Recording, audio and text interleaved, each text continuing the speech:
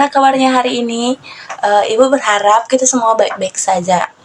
Nah, pada pagi hari ini kita akan mempelajari yaitu mengenai teks cerpen.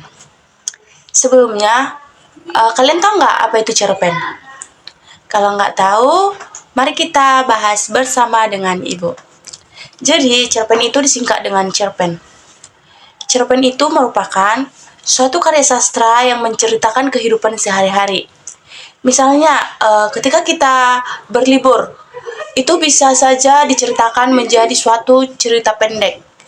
Bisa saja kejadian yang satu harian ini mulai dari pagi hingga sore, itu bisa dijadikan sebagai cerpen.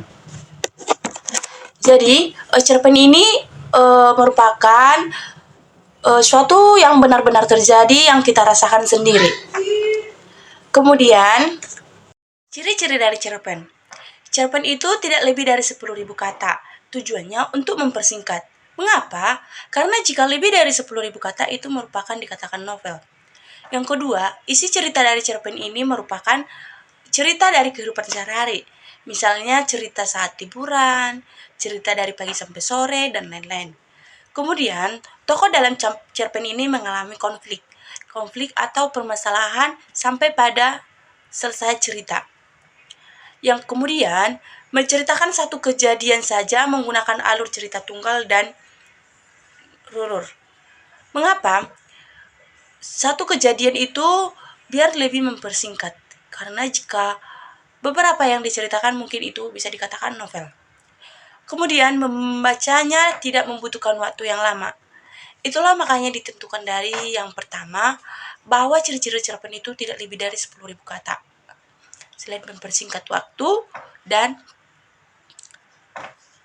memang merupakan ciri-ciri dari cerpen. Kemudian mengandung pesan moral. Jadi, jika kita membuat sebuah cerpen, itu harus ada maknanya dan pesan yang kita ambil dari cerpen tersebut.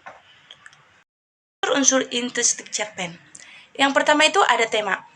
Jadi, sebelum kita membuat cerpen, kita harus menentukan temanya dulu. Mengenai tema berliburkah? Atau apakah? Kemudian tokoh dan penokohan. Di sini juga kita akan menentukan tokoh, berapa tokoh yang akan kita buat, 2 atau 3. Kemudian latar.